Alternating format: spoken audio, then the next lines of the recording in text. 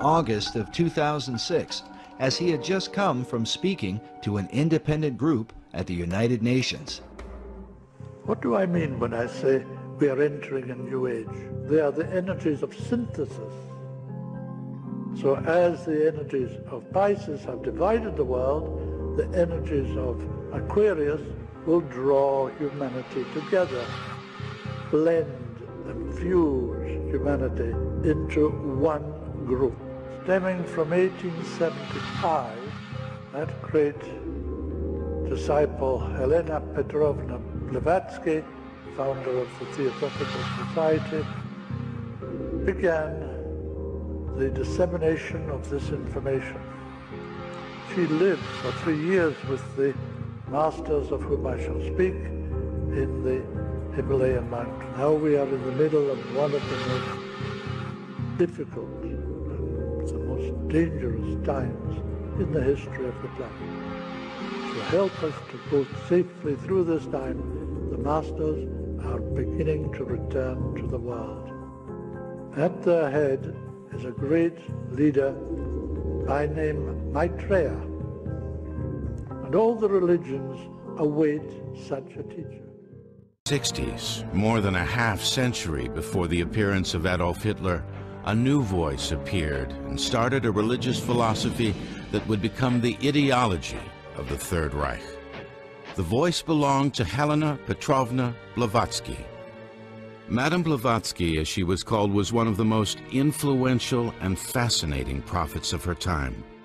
In 1875, Blavatsky founded the Theosophical Society, which married religious concepts of the New Age, Christianity, paganism, and the occult. The Theosophical Society was a group devoted to the study of occultism. That is to say, a study of the powers latent in man. Madame Blavatsky's most influential book was The Secret Doctrine, in which she presented an elaborate history of humanity comprised of 7 great evolutionary stages called root races. She preached that the elimination of the primitive or first race is necessary in order for the final superior race to succeed, and she called this final superior race the Aryans. For founding members of the Nazi Party, this would be further proof of the superiority of the Aryan race and justified the elimination of the Jews. As a result, Blavatsky's secret doctrine became a fundamental doctrine for the Nazis.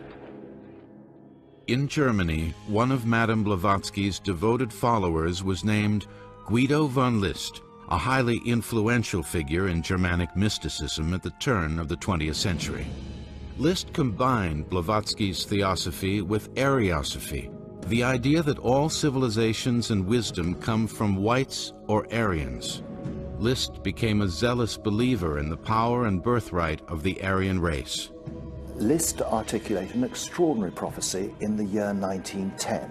Let the battleships of Odin fire forth their thunder and light and cannon and bring order to the whole world around us and subdue the inferior races of this world. Many historians consider Liebenfels to be the father of National Socialism. Taking Blavatsky's teachings one step further, Liebenfels believed that the present fifth race, known as the race of hope, would soon rise to the pinnacle of spirituality, to the form of the Aryan.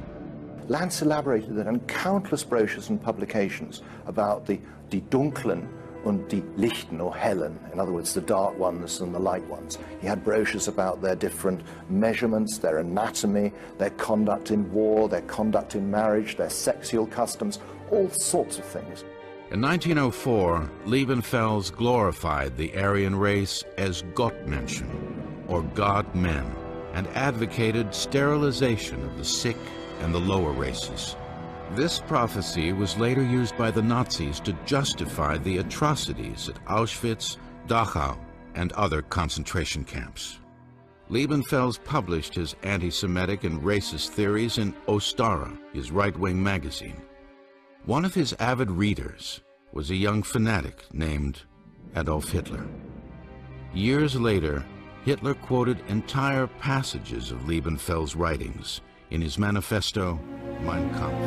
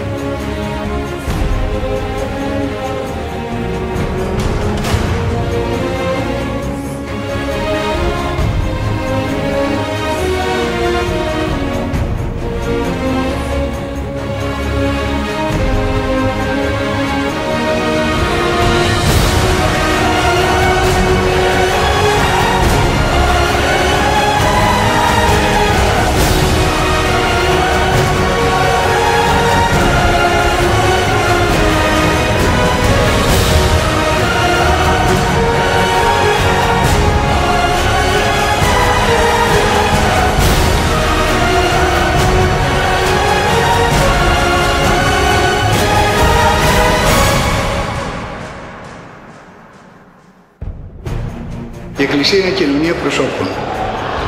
Ο φασισμός καταστρέφει αυτή την κοινωνία των προσώπων και επιβάλλει του ενός ανδρός αρχή, χωρίς κανένα σεβασμό στο ανθρώπινο πρόσωπο. Κατά συνέπεια, η Εκκλησία και ο φασισμός δεν μπορούν να συναντηθούν ποτέ. Θα παραμένουν πάντα απέναντι και ουσιαστικά ο φασισμός θα είναι εχθρός της Εκκλησίας ως κοινωνίας των προσώπων. Κατά συνέπεια, λοιπόν, η Εκκλησία θα αγωνίζεται πάντοτε για να ελευθερώνει το ανθρώπινο πρόσωπο από κάθε ένα που προσπαθεί να το καταδυναστεύσει και να το καθοδηγήσει με τον τρόπο που εκείνο νομίζει. Η Εκκλησία θέτει ένα ερώτημα που είναι πάρα πολύ κέριο. Μέτρο πάντων ο άνθρωπος ή ο θεάνθρωπος? Αν μέτρο πάντων είναι ο άνθρωπος, τότε ο καθένας που αποκτά την εξουσία μπορεί να γίνει πάρα πολύ ισχυρός και με αυτή τη δικαιολογία πλέον να συντρίψει τους άλλους τάχα για να τους παιδαγωγήσει και να τους θεραπεύσει. Η Εκκλησία λοιπόν δεν μπορεί να δεχθεί αυτή την ακριβώς την αντίληψη, γιατί πιστεύει ότι κανείς δεν μπορεί να σώσει τον άλλο χωρίς ελευθερία. Έτσι, στους δρόμους αυτούς οι δρόμοι είναι παράλληλοι και ασύμπτωτοι και γι' αυτό η Εκκλησία στην ουσία της ως κοινωνία προσώπων δεν μπορεί ποτέ να συνταχθιστεί με τον φασισμό και καμία έτσι φασίζουσα ή φασιστική κίνηση. Η Χρυσή Αυγή είναι ένα κόμμα το οποίο το ίδιο δηλώνει ότι είναι ναζιστικό κόμμα και ταυτόχρονα οι καταβολές της κινούνται και προέρχονται από τον νεοπαγανιστικό χώρο.